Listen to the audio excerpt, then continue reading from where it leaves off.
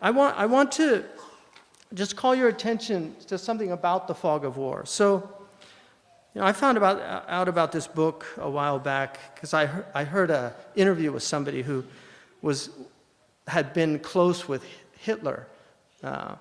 She was one of the Midford sisters, and there were these fascists in England, and the man said to him, "Well, didn't you think like what they were doing was horrible?" And she said, "Well, everybody had read the Ponsonby report, so we just figured it was." So that got me interested in what the Ponsonby report was. So I got it. So I'm going to read from you. This was done by a member of Parliament in 1921, I think, after World War I. And he did it, and he explains why, but I just want to read what he said. Falsehood is recognized as an extremely useful weapon in warfare, and every country uses it quite deliberately to deceive its own people, to attract neutrals, and to mislead the enemy. The ignorant and innocent masses in each country are unaware of, at the time, that they are being misled, and when it's all over, only here and there are falsehoods discovered and exposed. As it is all past history and the desired effect has been produced by the stories and statements, no one troubles to investigate the facts and establish the truth. Lying, as we all know, does not take place only in wartime. Man, it has been said, is not a veridical animal, in other words, a truth-telling animal. But his habit of lying is not nearly so extraordinary as his amazing readiness to believe.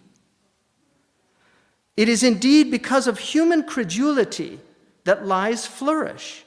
But in wartime, the authoritative organization of lying is not sufficiently recognized. The deception of whole peoples is not a matter which can be lightly regarded. A useful purpose can therefore be served in the interval of so-called peace by a warning which people can examine with dispassionate calm that the authorities in each country do and indeed must resort to this practice in order first to justify themselves by depicting the enemy as an undiluted criminal, and secondly, to inflame popular passion sufficiently to secure recruits for the continuance of the struggle. They cannot afford to tell the truth. In some cases, it must be admitted that at the moment, they don't even know what the truth is. The psychological factor in war is just as important as the military factor. The morale of civilians as well as of soldiers must be kept up to the mark.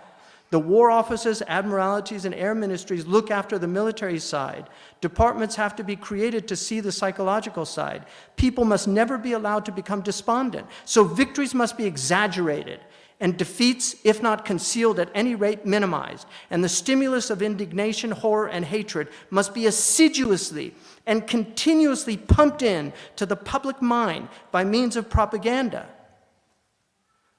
As Bonar Law said in an interview to the United Press of America, referring to patriotism, it is well to have it properly stirred by German frightfulness. This was in World War I. Scare them about the Germans. The Huns are coming. The use of the weapon of falsehood is more necessary in a country where military conscription is not the law. The public can be worked up emotionally by sham ideals. A sort of collective hysteria spreads and rises until finally it gets the better of sober people and reliable newspapers everywhere. So even the newspapers start generating falsehoods.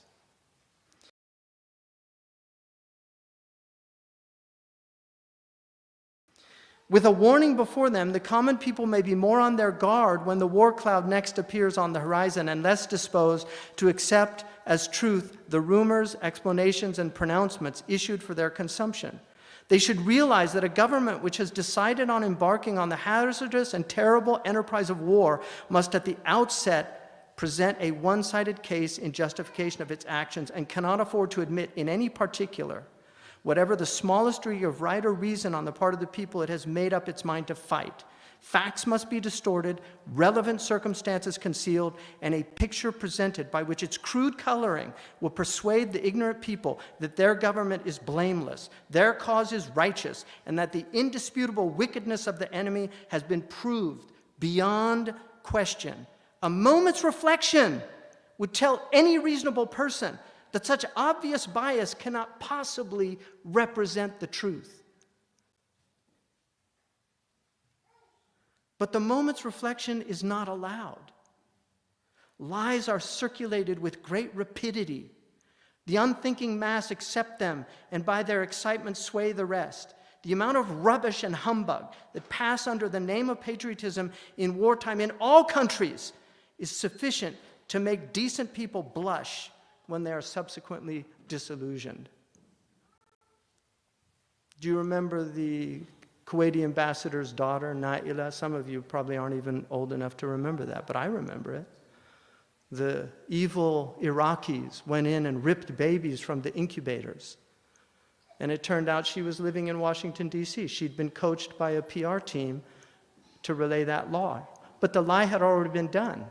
The Iraqis had already been demonized. So 40 babies got their heads cut off, even though the IDF said we can't confirm that.